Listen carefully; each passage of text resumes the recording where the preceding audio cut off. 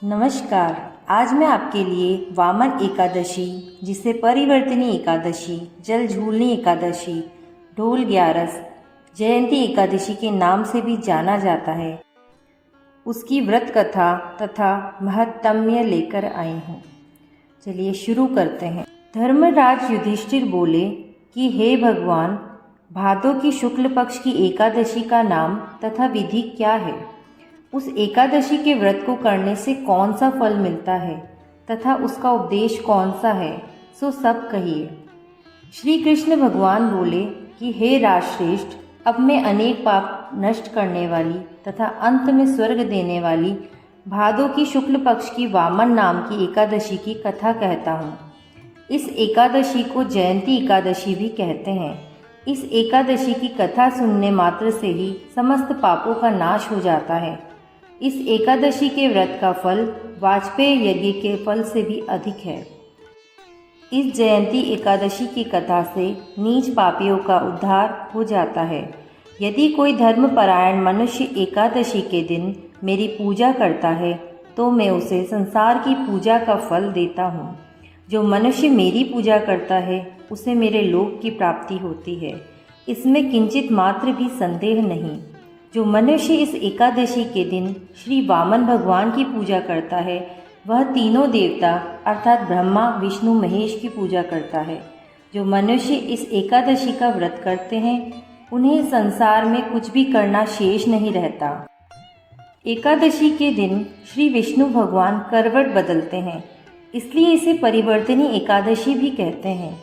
इस पर श्री युधिष्ठिर बोले कि हे भगवान, आपके वचनों को सुनकर मुझे महान संदेह हो रहा है कि आप किस प्रकार सोते तथा करवट बदलते हैं। आपने बलि को क्यों बांधा और वामन रूप धारण करके क्या लीलाएं की? चातुर्मास्य व्रत की विधि क्या है तथा आपके शयन करने पर मनुष्य का क्या कर्तव्य है, सो सब विस्तार पूर्वक कहिए।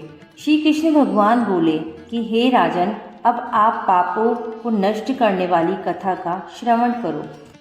त्रेता युग में एक बलि नाम का दानव था। वह अत्यंत भक्त, दानी, सत्यवादी तथा ब्राह्मणों की सेवा करता था। वह अपनी भक्ति के प्रभाव से स्वर्ग में इंद्र के स्थान पर राज्य करने लगा। इंद्र तथा अन्य देवता इस बात को सहन न कर सके और भगवान के पास प्रार्थना करने लगे। अंत में भगवान ने वामन रूप धारण किया। मैंने अत्यंत तेजस्वी ब्राह्मण बालक के रूप में राजा बलि को जीता। इस पर युधिष्ठिर बोले कि हे जनार्दन, आपने वामन रूप धारण करके बलि को किस प्रकार जीता, सो सब सविस्तार समझाइए। श्री कृष्ण भगवान बोले कि हे राजन, मैंने वामन का रूप धारण करके राजा बलि से याचना की कि हे राजन, तुम 3 पैर भूमि दे दो, इससे तुम्हारे लिए 3 लोक दान का फल प्राप्त होगा। राजा बलि ने छोटी सी याचना को स्वीकार कर लिया और भूमि देने को तैयार हो गया। तब मैंने अपने आकार को बढ़ाया और भूलोक में पैर, भूलोक में जंघा, स्वर्गलोक में कमर, महलोक में पीठ, जनलोक में हृदय, तपलोक में कंठ और सत्यलोक में मुख रखकर अपने सिर को ऊंचा उठा लिया। उस समय सूर्य, चंद्र, नक्षत्र, इंद्र तथा अन्य देवता आदि शस्त्रानुसार मेरी स्तुति करने लगे। उस समय राजा बलि को पकड़ा और पूछा कि हे राजन, अब मैं तीसरा पैर कहाँ रखूं?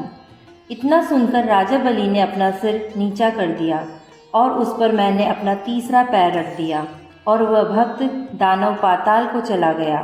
जब मैंने उसे अत्यंत विनीत पाया तो मैंने उससे कहा कि हे बलि, मैं सदैव तुम्हारे पास ही रहूँगा। भादों के शुक्ल पक्ष की एकादशी को परिवर्तनी नामक एकादशी के दिन मेरी एक प्रतिमा राजा बलि के पास रहती है और एक क्षीर सागर में शेषनाग पर शयन करती रहती है। इस एकादशी को विष्णु भगवान सोते हुए करवट बदलते हैं। इस दिन त्रिलोकी के नाथ श्री विष्णु भगवान की पूजा की जाती है।